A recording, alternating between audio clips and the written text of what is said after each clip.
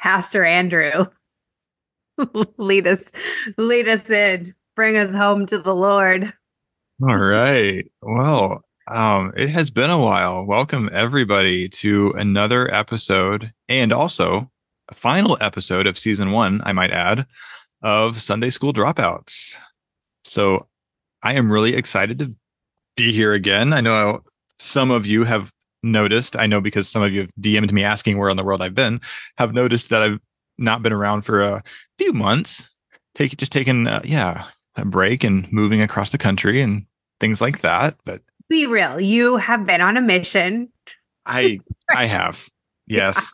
The Lord put it on my heart to, reach the lost souls of Lexington, Kentucky, which is now why I'm here. So, Yes. you Yes. know, Because what we someone's need is more churches in the Bible Belt. So it's nice oh that you yeah, were planting one.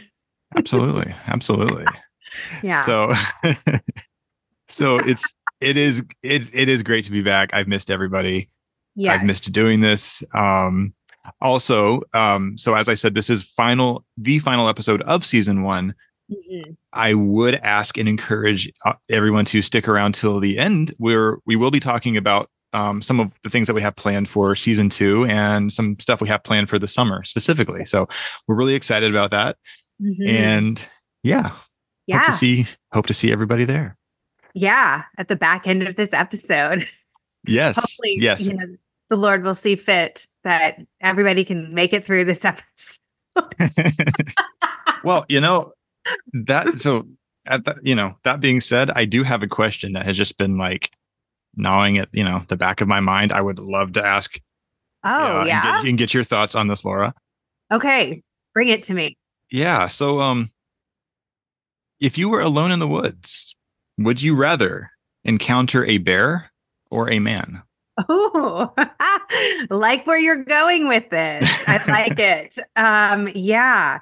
Well, as somebody who grew up in the woods, I think I can say pretty unequivocally a bear. I would rather encounter a bear. Um, Hmm. yeah, for a myriad of reasons. Probably like most women, I would rather encounter the bear. Now I wouldn't, I obviously there, like I really wouldn't want to encounter, say, like a grizzly bear. I wouldn't really want to encounter a bear, like get in between like a mama bear and her cubs.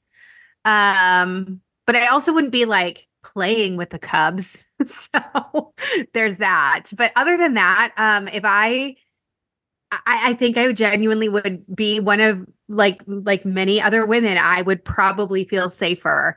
I know there are people that roll their eyes and they're like, "Oh my gosh, not all men, whatever." But like, um, as somebody who has experienced being assaulted by men on multiple occasions and not by bears, I'm gonna go with the creature that hasn't assaulted me. Yeah. So that's the answer to that question. Yeah. Yeah. Curious to know what you think about that. As I mean, okay, I want to preface, I know many, many wonderful men. And I appreciate the men in my life who believe me, who champion me, who are on my side and other women's side, who advocate, who protect women. So I want to be very clear about that. And also, I think that unless you are a woman, like it's very hard to hear many men who think that this is a joke because it can Mm. be very difficult to walk around in a non-female body and just know what it's like to be scared in a lot of situations just on a daily basis and sometimes be fearful for your life. Just knowing what has happened to me, that I've Mhm. never asked for, deserved. Yeah, I could go more into that. Maybe I will. Who Yeah. knows? Yeah. No, I mean, in all seriousness, of course, I think, led into this ma- led into this question kind of in a lighthearted way, but I think a lot of folks have seen this question floating around social media. It's kind of gone viral recently. I don't know if it came off of TikTok or who originally asked the original question, but it's really creating a lot of interesting and good, needed Mhm. conversations. But yeah, it is interesting seeing how many men there are that are, think it's a joke or getting defensive. Yeah. Um, Hmm. and it's kind of like so many people like those men who are getting defensive and thinking it's a joke. It's like are just missing the point Hmm. so entirely.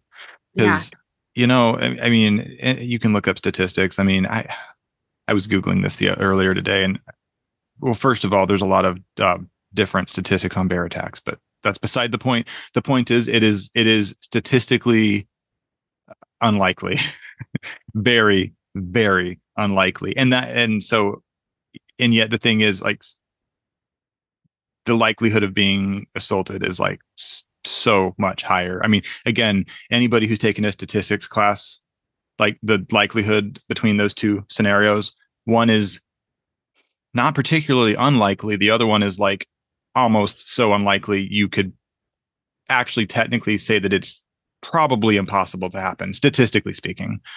And meaning the bear attack, like they just don't. Yes, they happen, but they are so few and far between. Well, even if we're just talking about like sexual assault, the Right. statistic is 1 in 3 or 1 in 4 women, depending on which data set you look at. And we Right. could say that it's potentially even higher than that because sexual crimes are one of the highest underreported crime. Right. From personal experience, I've been sexually assaulted, unfortunately, multiple times, and I've never officially reported it ever. And that's my Yeah. own decision Right. because I didn't want to have to go through the legal process of that. I also know many, many of my clients, colleagues, and friends who have shared the same experience as me. And out of those people, I think maybe one or two have reported it. And so we're talking about something that is incredibly common to happen, and the likelihood of it being reported is very unlikely. And Right. then when we look at a bear attack, we're looking at, I think it's like 1 in 625,000 people or something like that. It's like, again, incredibly uncommon to happen. So statistically, yes, we're even looking at that. And like I too have been like watching like the videos of like the statistics behind it. And I mean, it's shocking. And I think that, one of the things as I was thinking about this, I was like, okay, it should be shocking, when people think about that, like, oh my gosh, there's these women who are like legitimately answering this question. I would rather be in the woods with a wild animal than with a man. And I find that to be shocking. And I think shock is an okay way to feel about a question like that. But instead of getting defensive, I wish the posture was curiosity of like, why is that? Why would a woman rather be in a in an isolated situation with a wild, unpredictable animal who could potentially kill her than with a human being that maybe potentially wouldn't? Um, why is that? Like, can I get curious about why somebody and a lot of somebodies are answering the question that way? And I think when we have a posture of curiosity towards that, it just changes the conversation. And unfortunately, I think most people aren't having the posture of curiosity. And that's why we're seeing this run rampant and viral, even because most people are going the other side of it. And I've even seen videos of like men wrestling bears and being like, "What?" And I'm like, "Okay, that you just missed the point. In fact, you actually proved the point. You proved why I would rather be in the woods with a bear if you're willing to wrestle the bear. Okay, you just provoked the bear. Now this is why I would rather be with a bear, because the bear is not going to just attack me. unprovoked, but you will provoke it Yeah. to attack you. You Yeah. just add this to like the running list of things that men would rather do than go to therapy. I've Men seen would that. rather fist fight a black bear than go to therapy. Yeah. Yeah, absolutely. Absolutely. And I saw another kind of video or whatever, and it just caught me in the right way of like, if somebody's attacked by a bear, nobody asks you, well, what were you wearing? Did you tell the bear to stop? Did you tell the bear no? Did you try to get away? Did like if you are attacked by a bear, you are believed. You are given the Yeah. resources you need to heal, to, physically, mentally, emotionally. You are never questioned. Like somebody, like if you're like, yeah, I never want to go back into the woods again, people are like, yeah, I totally understand. That would make a lot of sense. And people just have a level of empathy and compassion. But yet, if you are assaulted or attacked by another human being, there's Right. just this barrage of questions, and you are taught to doubt yourself. Right. That's happened to you as well. It's a very it's like a mind fuck of Well, a yeah. process. Yeah. It's tied into kind of culturally, it's tied into the same stuff where it's like from purity culture and rape culture, where like the burden of change is placed on the woman, placed on the victim in the case of assault. And, so it's like just another one of those cases where, when Jesus told you to gouge out your eyes, it's like, no, instead we're going to tell the woman she needs to change. Yeah. She Yeah. needs to present differently. And if Mhm. something happens to you, it's obviously because you were doing something you should not have been. And Yes. I think what a lot of men don't realize too is like in this whole conversation, because there are a lot of guys who, yeah, I believe them. They would never do this. And furthermore, might even hopefully intervene if they saw another man doing this. Mhm. Nonetheless, it's like, but then sitting there and arguing that not all men, it's like, okay, but even by pushing that narrative and not being willing to be curious and just understand why Yeah. this might be a conversation at all, you are literally perpetuating Yeah. the harm, even though you're not yourself directly attacking or assaulting somebody. I get it, but you're still like perpetuating this issue. And I think that's the hard pill to swallow, I think, for a lot of men. And they just get so defensive about it. Because, like, at the end of the day, like, obviously, I know not all men, like, Yeah. of course. But when you make that statement, not all men, now I, as the victim, have to shift all of my attention onto you to make sure that you feel okay and that that I know it's not all men. Right. So now you feel okay and not defensive rather than you going like, oh, you are like, I am the victim in this situation and I need to be cared for or attended to in this situation. Like, I obviously, and I can't speak on behalf of all women, but like, I know I'm not the only victim, and I know I'm not the only victim who has had to assure a man that I know it's not all men. Like, I know Right. this, I you know. know, but the burden on so many victims to make sure everybody else is comfortable with what happened to them is that burden is very high, and it is very common to happen. And so when when we can just like remove that piece of it of like, oh, but not all men. Yeah, we know. We absolutely know.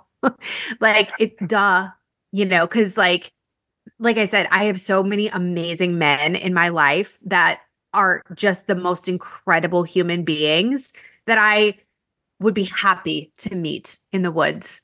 Like totally happy. I would have a great time with them and would not worry one bit. But the man that I don't know, yeah, no, I don't want to meet him. Like, Yeah. yeah, that's the one that I'm talking about. Yeah. And yeah, it's just it is interesting, like what would shift if we could like meet that with curiosity. There was a question I was thinking of when you were talking. Like for you as a man, what do you wish other men could know or should know about their role, how they can support? I think one thing, and this is kind of a generality, but I think it's very important, and that is men have just got to, and whether it be therapy or something else, like what, I don't care what it is, but they needed to start really looking inward and taking ownership of their own shit, for lack of a better term. And what I like, they can't keep putting the burden of change on women. And it's not even just in the case of like what I mentioned earlier with the purity culture thing of like, like they would rather control how women present themselves than just don't be a predator. But even in the case of like the ones who, for example, are quote good, safe men, like for example, like I had a friend who had been a victim of sexual assault, and she even said like she's like, I even the quote good guys, I'm sick of telling them about it because Mm. I tell them this thing happened to me, and suddenly I'm now managing their feelings because they're more upset about this thing that happened to me 10 years ago than I am. And it's like, Mm. what the fuck is that? It's like, suddenly she's having to become almost like the caretaker of their feelings, not as them being a predator, but as someone who's like really upset that this thing happened. And it's like, which, yeah, you should be upset that the thing happened, but really being mindful of how we as men aren't then offloading that management of emotions Mm. to others.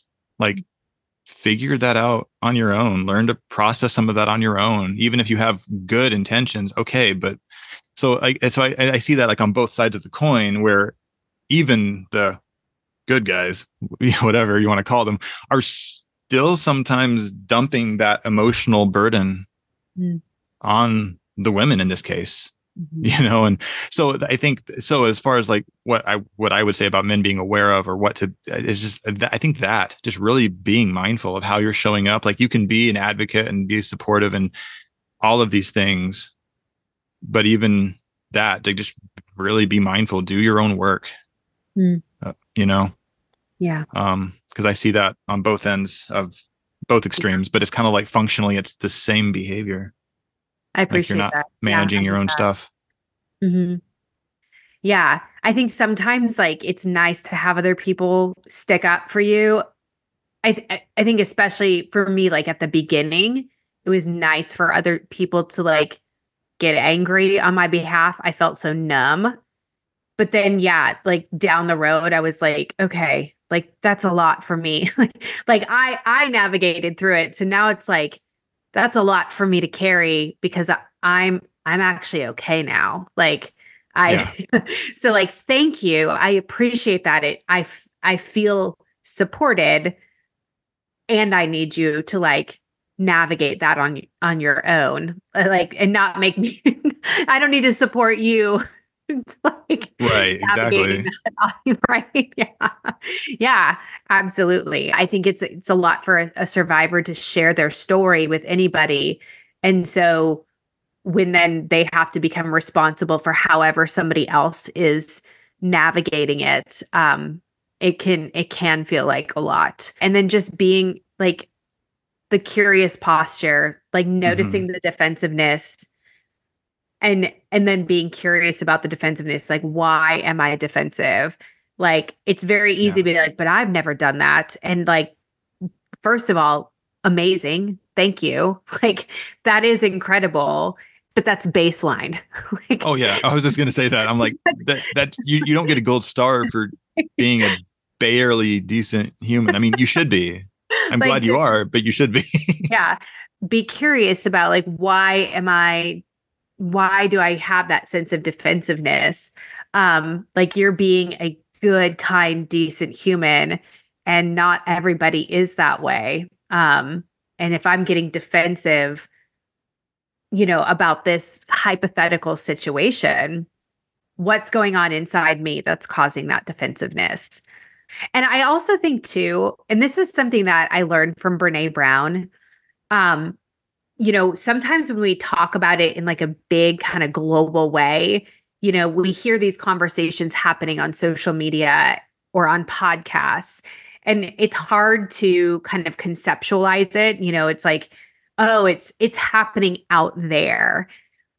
And so it's like, oh, I disagree with it on this global level, or we can say all these people are bad, or, whatever. But when we individualize it, when we talk to an actual person, it's like, oh, there's a human behind that. And we can't say it's like, oh, this entire group of people is bad because they hold this label, or they do this thing, or they believe this thing. Oh, except for this person, because this person, I know them on a human level, so they're not that bad, right? And so, like, I would encourage, like, if you're finding yourself defensive, like, I mean, chances are somebody who's actually been assaulted by somebody. And if they're gracious enough to share their story with you, it would be interesting to talk to them about why they might make a choice like that.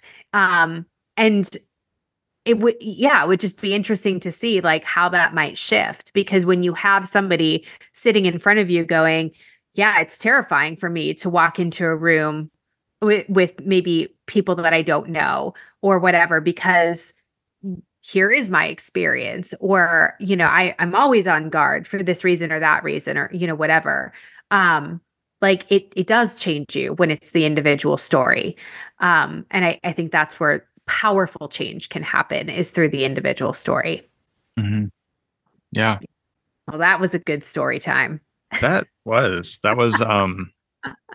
yeah, it's so interesting. Just these little anecdotes, these things that start going viral on social media. And it's like, you just, when I first saw it, I'm like, oh, that's interesting.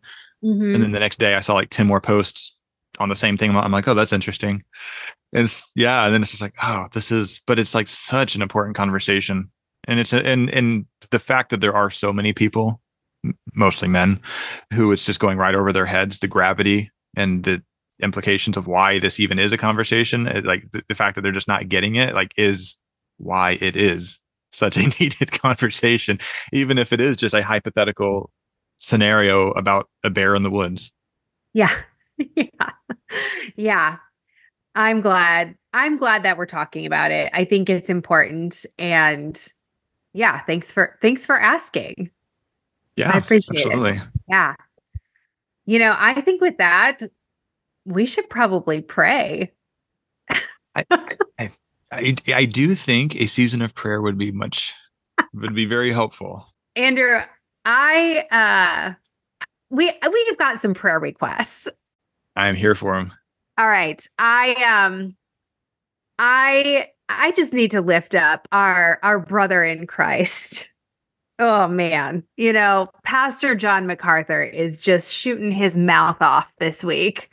Um, I don't know if you saw it, but it's just a teeny tiny little clip. I mean, I know it's part of a longer clip, but I didn't even need to see the long clip. I just needed to see the 5-second clip of my guy, who's not my guy, but my guy, John MacArthur, who just thought it was appropriate to tell his followers that things like PTSD and ADHD and OCD, they don't exist. I don't know if you knew that, but according to him, they don't. And last time I checked, he was not a therapist or a psychologist or a psychiatrist, nor does he have any sort of a mental health background or degree. But they don't exist. Well, of course, we know that, God doesn't call the qualified, he qualifies the called. So, oh, yeah. Therefore, I think he obviously is okay, being an expert on diagnostics. So, yes, he is qualified. My bad. Okay. Oh my gosh. I did see the clip. You, I saw the clip. I didn't see the longer bit either, but also, I mean, it's one of those things where, of course, John MacArthur's a big, big name. God, but yeah. I've certainly heard this sentiment from other leaders and lay people in church. Yeah. I mean, I just think as if he has not done enough damage on the daily. This man. I just feel like this is just one more. It's kind of just like one more thing. Like, this is just a regular Tuesday. This is just something he says, but yeah, I feel like it is statements like this that are so damaging to people just generally. This is why people suffer in silence in religious spaces. Hmm. Um, I obviously I can't speak for you. I can only speak for myself, but I also think, I can think of many clients that I work with where like messages like this were so common, where we heard these messages where we could tell there is something wrong. I can feel it in my body. I can feel it in my mind. Something's not right. But we're being told over and over, no, this is a spiritual problem. You just have to pray more. This is, you're not trusting God enough. Read your Bible more. I remember telling a family member of mine, I think I'm depressed. And I had no idea really what depression was. I know now it was not depression, it was something else. But Hmm. that was the only word I could come up with because that was like the one word I had heard, and literally just being yelled at, and they were like, Christians don't get depressed. Read your Bible more. And it's messages like that were told, and that's why this person said that. And but it's so it is so damaging. Yeah. And even after leaving that, there's so much stigma that you still have to get over because Right. of that. That's ingrained. It's embodied in you. Yeah. Oof. Yeah. Because I mean, everything what you just said. I mean, even just that anecdote. There's so much to unpack there. Because it's like, well, not real Christians don't get depressed. So implication being you're not a real Christian. You're either Right. not really depressed, and if you are, you're not a real Christian, and therefore you're the moral failure. You're doing something wrong. You should do something differently. Yeah. And it's like, Yeah. oh my gosh. Yeah. I have a similar background. I mean, I grew up with, fast forward to the end, I know now that I just had undiagnosed, untreated ADHD, but we Yes. also know that that Yeah. manifests as all sorts of things. Depression, anxiety, I mean, just all sorts of things. Yeah. Hmm. And so, and then it's just also one of those things where it's like, I don't know that, because I've had people ask me this, I don't know that ADHD inherently, well, I don't think ADHD is inherently caused by, nor does it cause PTSD. However, having untreated ADHD in a high control system your entire life, I do think can very likely result in complex trauma. And so it's just a Yeah. lot of us, I think, are dealing with this perfect storm. And then growing up and hearing messages like that, it just Mhm. compounds all of that. Absolutely. Yeah, it's so damaging. Absolutely.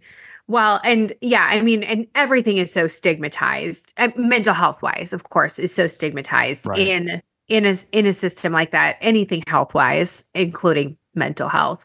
Yeah. Um, and I think what is so hard is like now. I mean, being on the outside of it, hearing such explicit messages like that, it just, I don't know, it just like, it really rubs me the wrong way because I feel like I probably heard it that clearly when I was in it, but I don't know that I ever heard something like PTSD doesn't exist, like Yeah. ADHD doesn't exist. I don't know if they said it exactly like that. So to hear it so blatantly, and I think also like my mother was an educator, she's a teacher, so there was certain things where it was like I knew ADHD existed because my mother would talk about children in her class that had ADD and ADHD. So I knew it did, because she acknowledged that it did. I Right. knew enough about psychology to know that like veterans from war who could have PTSD. I had a best friend who was diagnosed with OCD. So now, did I judge them? 100%, which I absolutely feel bad for now. And I totally thought there was a spiritual component to it. So there was very much the stigmatized part, but I don't know personally that I heard statements like that bold about like this just doesn't exist. But I definitely the stigmatized part, 100%. Yeah. Yeah. Yeah, as I think about it, I don't know, at least in my experience, and again, I grew up Seventh Day Adventism in the Bible Belt, so that's Yeah. the flavor of Hmm. Christian fundamentalism I had. But what I was usually told wasn't exactly that they did not exist, but what I was clearly told is that the cure is more prayer, more Jesus, more whatever. Like they might acknowledge that, oh yes, these things exist, But what worldly secular psychology is telling you is not the cure. The cure, and it's like so whether we're talking MacArthur or just any other pastor, like it's an interesting power play in that regard of they'll acknowledge the problem, but they need to make sure that you understand they have the answer, Sure. not yourself, not this other thing. They, leaders of the church, of the institution, of the religion, whatever. Mhm. And that's anyway, that was probably more my experience. I don't recall, like you, I don't know that I recall anybody saying they didn't exist. Yeah. But yeah, but then they would take it and run with it and turn it into a little marketing thing for why you in fact need to come to, well, and this is a good Adventist joke, why you should probably come to the next Revelation seminar. Learn about the end times in your role.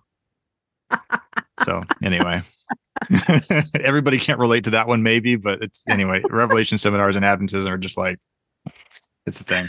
But they always have a reason that they have the solution for your problem. So there's that piece. Right.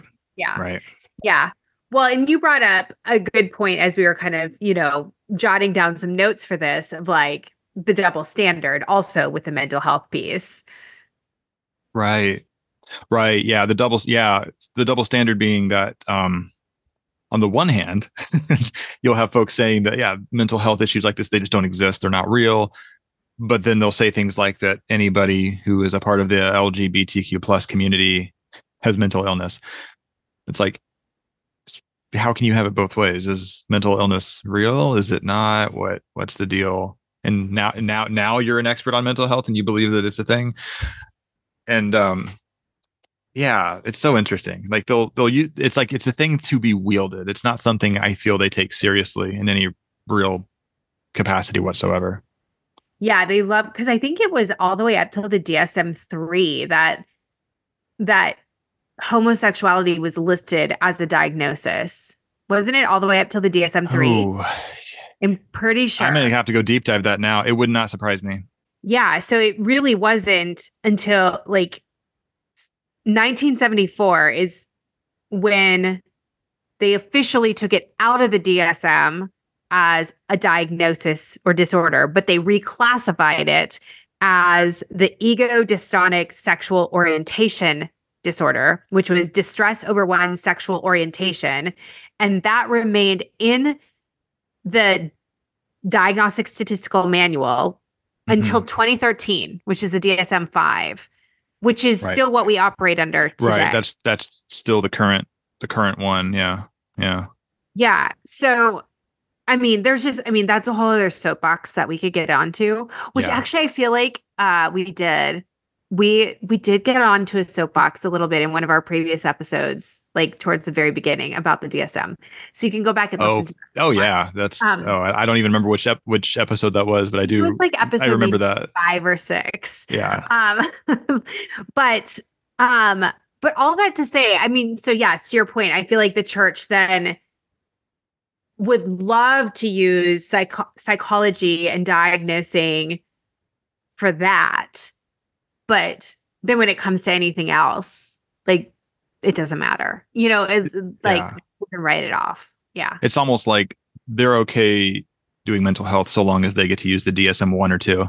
Right. As long as we can stick 50 to 60 years in the past, then we're okay with it. If we can still call a woman who's understandably upset by something, call that Yeah. hysteria, we're cool Yeah. with it. Hysteria. Oh my Things gosh. like that. Yeah. We're okay with that. But, Yeah. Yeah. Cause yeah, we'll get I on never that. really, I never really thought of it that deeply, but that actually does track. As long as they can do the early days, they seem to be a little more okay with Yeah. it. But Yeah. Cause we don't want to look too deeply into like why hysteria was, the diagnosis either. There's a whole other soapbox I could get on. right. That goes back to the man and the bear conversation. I So was going to say there's a whole lot of patriarchy and misogyny, and gosh, the whole reason that complex trauma is not a diagnosis in the DSM is because of some of these like patriarchal systems, because they'd have to throw out every single piece of research that the DSM is based off of and start over completely and start to realize like trauma is like the systemic trauma, the intergenerational trauma. They'd have to actually acknowledge all of that. yeah. It's wild. So Yeah. What's crazy is I literally had, oh, who was it who said this to me? It was not my actual clinical director, but it was a clinical director. I don't, must have been some multi-agency meeting. I don't know, but it was at my first job at Mental Health World. It was a community mental health agency. Yeah. But I literally had a seasoned veteran therapist supervisor, like, just kind of make the remark to me in passing of, it's like, well, if they put a complex trauma diagnosis into like the DSM-6, which is not out yet, but if they were to do that, he was like, I mean, then everybody would have trauma diagnoses. Uh-huh. And it's like, oh shit, you're kind of getting it. Yeah. Like Yeah. you don't realize what you just Yeah. said, because he said it like with like Yeah. as in an eye roll, but it's like, yeah, that's the thing though. Yeah. A lot of them would. And of Yeah. course, the subtext there is also, and medicated insurance companies surely as hell don't want to pay for that. But that's a Yeah. whole other argument. Yeah. But then that's why the entire rest of the world doesn't use the DSM and uses the ICD codes Right. and actually pays for stuff, Right. like, oh man, Right. maybe we'll have to hit that on another episode, okay. Yeah, there's a lot there. I Like feel like help there's like so Andrew many. and Laura start preaching. You know what? I think, we need to end our prayer request segment on a much happier note, something that Yes. we can send some praises up, lift some praises up to the heavens or something. Yeah. Yeah. Ending on a more celebratory note. I think that's good. Yes. You want to, why Um, don't you share this one? yeah, I'll say something that for those of you who know me, follow me on social media, probably would be shocked to hear me say, but there's actually kind of proud of the United Methodist Church at the moment for something. Yeah. They now officially recognize LGBTQ plus clergy. There was an official, I guess it was a 52-year-old declaration, I believe is what it was, that basically stated that practicing homosexuality was incompatible with Christian teaching. They voted to officially repeal that statement. Not only did it pass, so not only was it repealed, but it was an overwhelming. It was 447 votes to repeal versus 233 to not repeal. So almost a 2-to-1 margin in favor of repealing that statement. Yeah, it's just one of those things where it's one of those things where and that's just the beginning. It needs to be just the beginning, but also for being a mainline church that, I mean, has been around for centuries, like, good for them. I know there's been a lot of controversy and a lot of schisms within that denomination due to these ongoing debates and all of that. And I think a lot of churches have left the General Conference for the United Methodist Church. But yeah, that was pretty, I mean, I was happy to see that, to say the least. Yeah, I think it's huge. I think it's worth noting for sure. And like even practically what that means is like in their values statements or doctrine statements or whatever, like it looks like, instead of saying, marriage is between a man and a woman, it says like marriage is between two believing individuals, which that's incredible. Yeah. I mean, and I know it's like, okay, it still says believing, but it's like, fine, whatever. That's their church, like, Right. fine. But it's like that's a huge step, to just say like you can marry who you love. Like, Right. great. I Absolutely. feel like that's such a step in a great direction. It's such a step towards inclusivity. And I think when we talk about affirming churches and reducing harm, I I think that's really awesome. Absolutely. And that, what you just said, I think is so important, because I know there's going to be critics that are going to be like, yeah, it's about damn time. Like, we shouldn't praise Yeah. them for doing the bare minimum. They should have done this decades ago, and they're still harmful. Not saying any of that's untrue, Yeah. but in the interest of harm reduction, I think this is still an incredibly important step. And I don't want to get, I don't want to get caught up in like this all or nothing thinking where, well, they could and should be doing more. They probably could be, and they probably should be, but this is still huge. Yeah.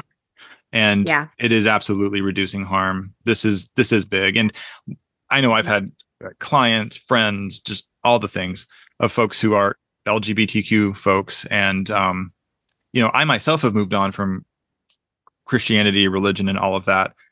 But I recognize and fully support folks who it still has a meaningful part of their life. And so when I've had queer friends, queer clients, who are just looking for a meaningful space within the Christian tradition that they can feel like I can be who I am and feel seen and feel validated and not have to cover things up to exist here.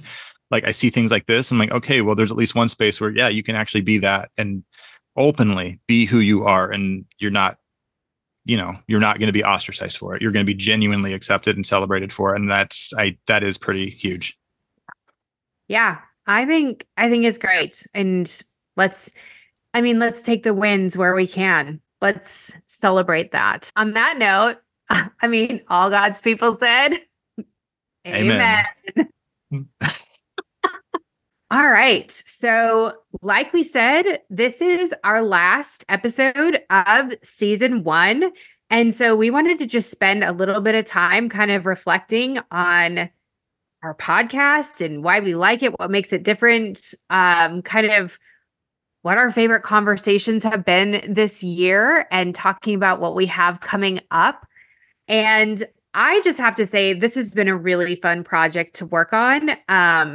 It's been, as I was thinking about it, like it's probably been almost exactly a year since we first started recording, like our very first episode. It was about this time last year.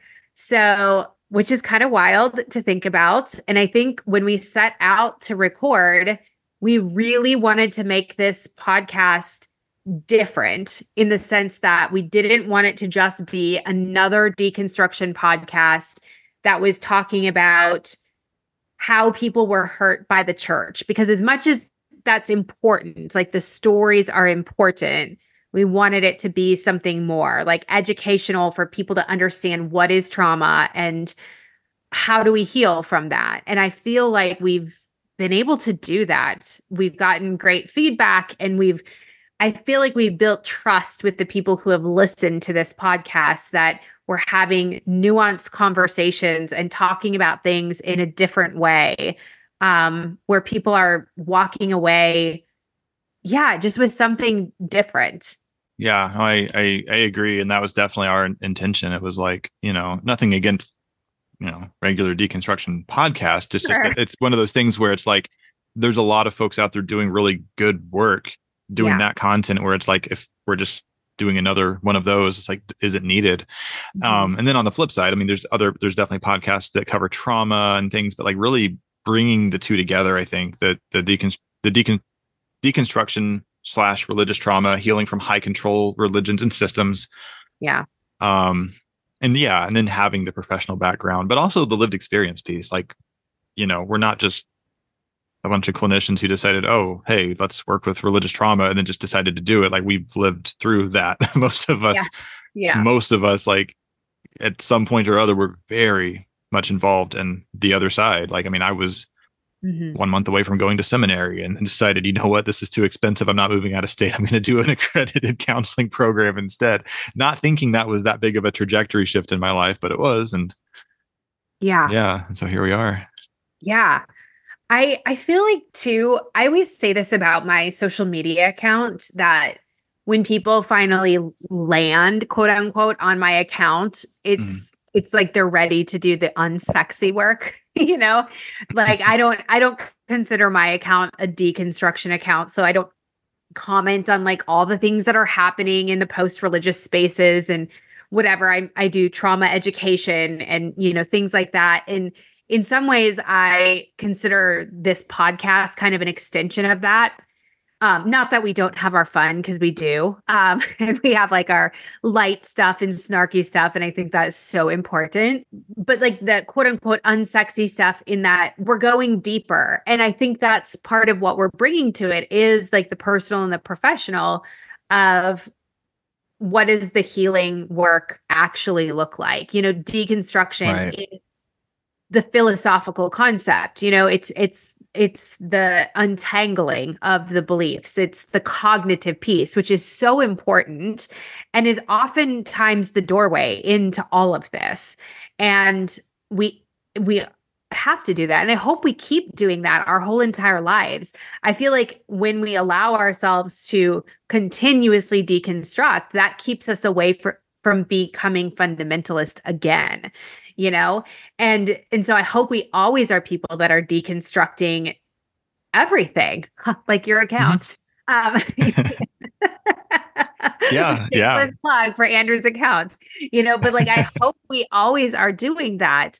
But then, the religious trauma piece is the deeper stuff. It's the physiological piece. And I love that we have a way to be able to talk about that, not only from our own lived experience, but then to bring our professional sides into it to say, yeah, this is not like the super sexy stuff that we're talking about. Like, this is hard stuff. This can be really painful stuff. yeah, This is deep and it's not always easy. And yet there's this really beautiful healing that can happen. And sometimes it takes a lot of time, and sometimes it's like gritty, uncomfortable work. And yet, as you navigate through it, there is this beautiful life that happens in the midst of it and on the other side of it. And that's the part I know for myself as a therapist, as a coach, as a supervisor, as a consultant, as a director. Like, I love being able to be a part of that and seeing that happen. And I think having a podcast has been a fun part of that as well, to just kind of get that word out even more. I love that we've been able to do that piece of it and make it available to more people. Kind of like one more thing that, I don't think either of us really had a ton of podcasts available to us when I know I didn't when I was coming out of this, 15 years ago. I was like, I think I might be yeah, the only one. Like, yeah, um, so I love that part of it. yeah, yeah. No, I agree. And yeah, what you said about when you were coming out of it, like thinking you might be the only one, like, oh, that resonates. Um, it really, like, that social isolation is, I think, is one of the Yeah. biggest things. And I hear that across the board, like regardless of denomination for folks, like that's just such a common denominator Yeah. experience, I Yeah. think. And so anything we can do to like just expand these conversations, the community, and just make it more readily available, where it's like, Yeah. Yeah. it's like I didn't realize that other people well, I didn't realize this whole thing was a community until I went deep diving hashtags on Instagram like 3 or 4 years ago. So uh, wild. Yeah. but Who would now have thought? it's getting more and more common now, where it's like, this is a really cool experience actually. One of my partner's friends, she this is a weird tangent, but when she found out that, so my partner's name is Kate. When she found out that Kate and I were together and who I was, it was funny. She actually knew who I was because she had seen my stuff on Instagram. Like, she's not really part of the community per se, but like just different things would go viral. Like, she's seen it now, and it's just kind of. But the point is, it's just cool that like Yeah. these things are gaining traction and are just stuff from this community is getting out there, where more and more people are seeing it and then realizing like, oh, dang, like, okay, there's people talking about this. Like, I just thought that was this thing I went through and I was just the odd one out, but nope, there's a whole lot of us. It's such a beautiful moment when that happens. Like, when you find out that you're not the only one. Because I mean, Brene Brown talks about this a lot when she talks about shame and how shame breeds in isolation. Um, Yeah. and not that empathy fixes that entirely, but it kind of does. Like, that empathy and connection is what is the antidote for that. Because when you know that you're not alone, it's not that you're all of a sudden healed from everything, but something changes. It just Yeah. does. Yeah, I agree. I mean, I'm just making this up on the spot, but as I'm thinking about it, because thinking of shame, like, and recognizing how shame so strongly shows up in freeze and fawn responses, like with our nervous system, it's Yes. almost like empathy doesn't do the work for you, but it kind of helps get you out of that freeze place, Yes. where Yeah. suddenly there's still work to be done, but suddenly you have capacity to do it.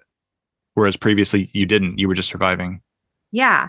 Which makes sense because, when we're working, it's like I think about like when I work with clients and they're in freeze, one of the first things I will do with them, which is easier when I had an office, like a physical office space, is I would have them mirror my facial expressions. I would say, could you just make eye contact with me?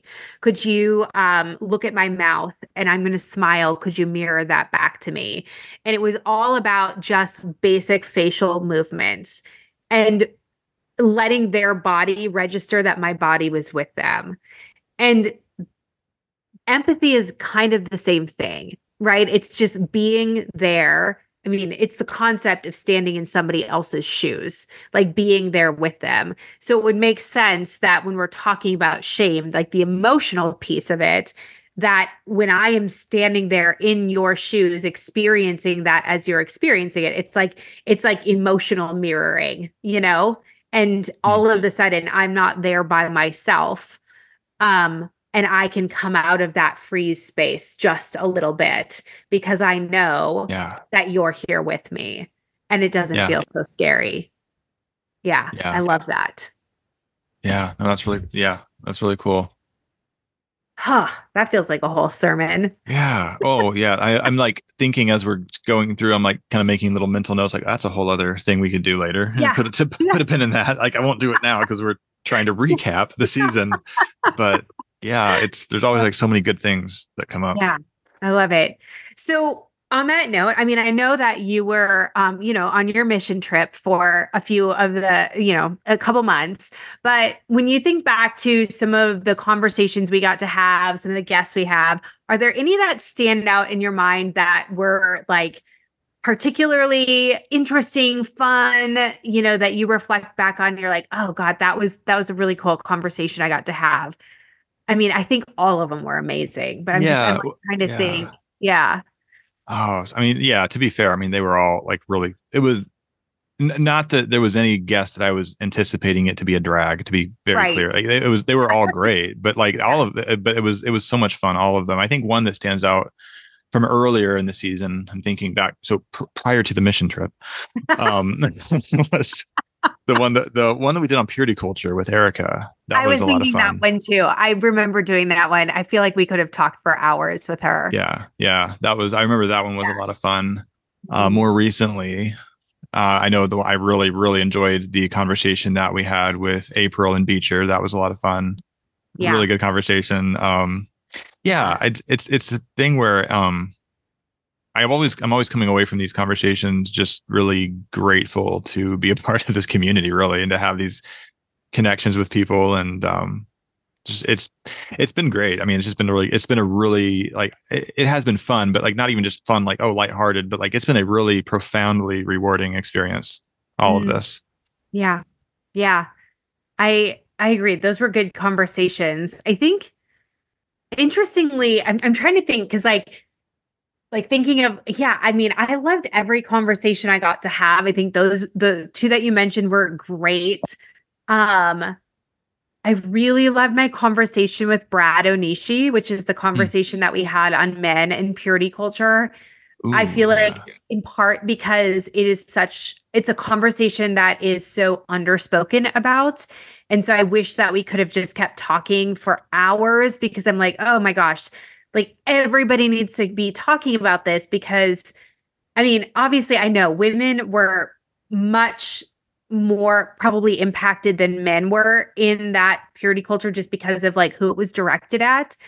But we're getting amazing information and books and research that's coming out about this. And I just wanted Brad to keep talking because I know there's so many men that are just dying to hear about this and are feeling rather alone and yeah, isolated and going like I need to hear about this, like this is this is so important to me. And Brad is a friend of mine too, and so I love being able to talk to him. And so that conversation was really really good, and I just really appreciate his work. um and there's a couple like I really love my conversation with Dan Miller as well when he talked about we it was two episodes ago when we talked about having been a ministry professional and the process of healing from that, and hmm, he works with or former ministry professionals now, and part of that was just because I learned so much. Like there was some things that he said and I was like, oh my gosh, I was today years old when I learned so some of these like theological and doctrinal beliefs, and I was like, oh wow, I didn't know that I had such limited thinking back then. He said something about like systemic theology, and I was like, I had no idea. I just assumed that this is all that there was. And turns out I was still very ignorant to all of that. So I Mm, think, like, as an academic, I would love to pick his mind even more, yeah. because I think over the last several months, I've been realizing um, how okay, I didn't know this until a few weeks ago. I had the opportunity to speak at the University of Lynchburg, which is wild because my master's degree is from Liberty University, which is also in Lynchburg. I hadn't been back there in 15 years. And so it was kind of just crazy to be speaking across town at a different campus. And I had been brought in by the religious studies, philosophy, and psychology departments to speak about religious trauma. And so I had the opportunity to talk with many students and professors and things like that, and really got a lot of time to talk with the religious studies students. And I just didn't know that really Christianity, evangelical Christianity, is really the only main world religion that evangelizes. Like, no other world religion does that, and I'm just like, this is so interesting to me. And it's fascinating. And yeah, so that's kind of tied to what Dan and I were talking about. And I just feel Yeah. like I'm Yeah. learning so much.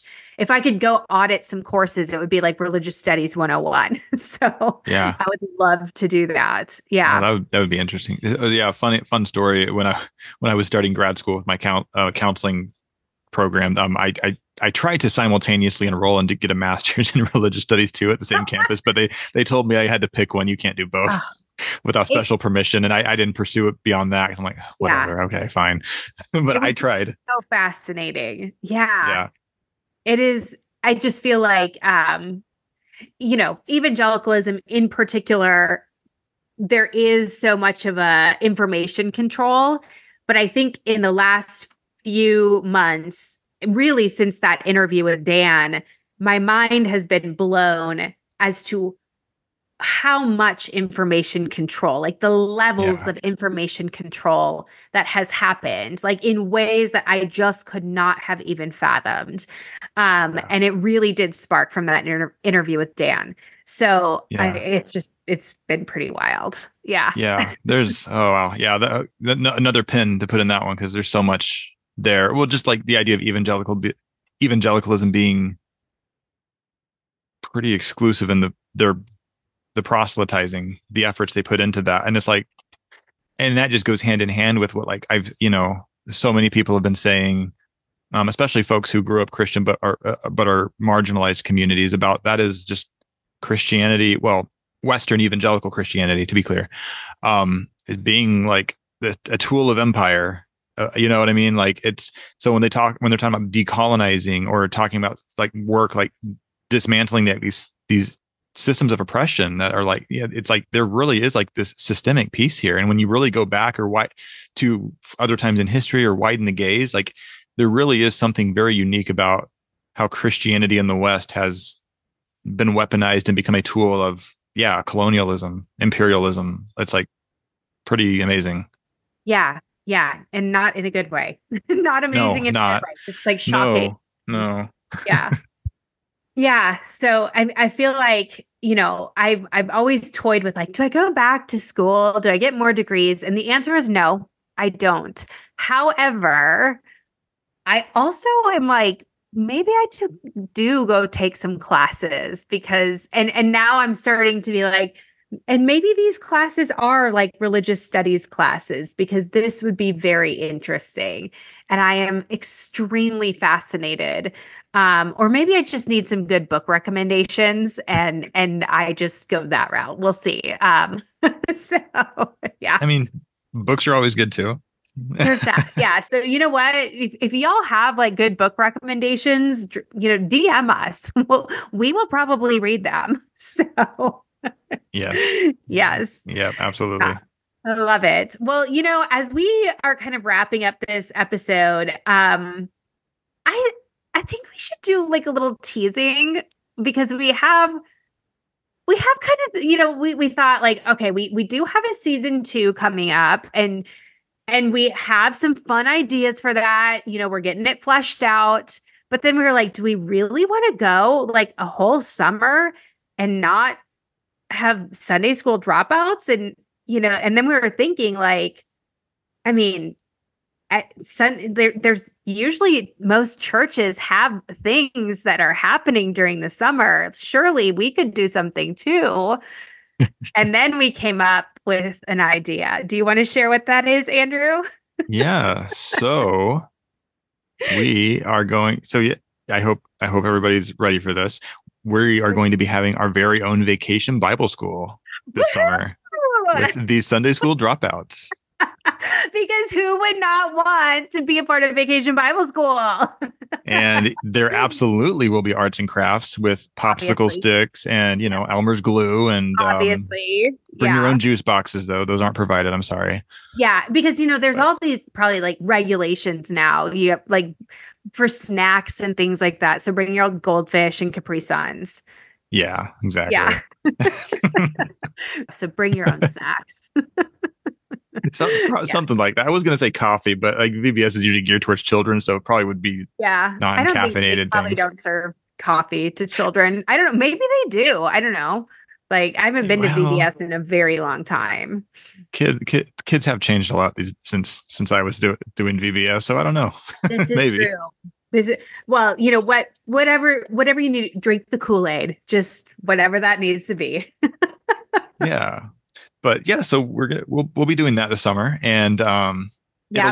it's still gonna be still gonna be us, same old podcast, but definitely I think a little bit more of a lightheartedness kind Mhm. of approach, being that it's VBS, it's vacations in the word, like we're still meeting, but it's gonna be fun. Yeah. So it's gonna look like we'll probably have one episode per month. Um, we have some very fun little segments, like an encounter. Take with that what you want. um, we've got some fun segments. We have some guests that we are trying to line up because we are excited. It's going to be Yeah. very fun, and yeah, like who wouldn't want like a sing along, and everything else that could go with VBS. Yeah. I And think I it's don't, and if I'm not allowed to announce this, feel free to edit it out. But guys, there may even be a field trip, so stay posted. we did. Andrew and I did come up with a pretty awesome field trip idea, and I mean, I think we could say that it's like 99.99% going to happen. Yeah, I think Because so. like I don't know about you, but the VBS like experiences that I went to, I feel like they all had field trips associated with them. And so we have to have a field trip associated with ours. And there is a place that Andrew and I would like to go to. And we want you to come with us.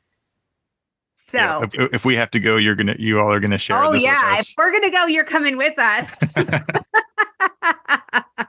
So you'll be hearing more about that. You'll be seeing it for sure on our stories. And yeah, you'll be excited to you will be excited to be joining us. It'll be But great. It'll be yeah, great. yeah. So that'll be this summer, and we're excited for all the things that we have planned. And of course, we'll be back then in the fall with season 2, our regular episodes. And we're very excited about just kind of some cool things that we're really doing there with including more people's stories and just all sorts of different topics that we have planned for that. Yeah. But Yeah, not I'm so excited that we had just such an incredible season and that we had so many people joining us, and it's been super fun. Yeah, it has. It's been a really fun season 1. I'm really excited for season 2. And just the Yeah. ideas that we have, some different guests that we're getting lined up. So, and I think you all will really enjoy it as well. Yeah. All right. Well, I mean, with that, I think we can say be blessed. Be blessed.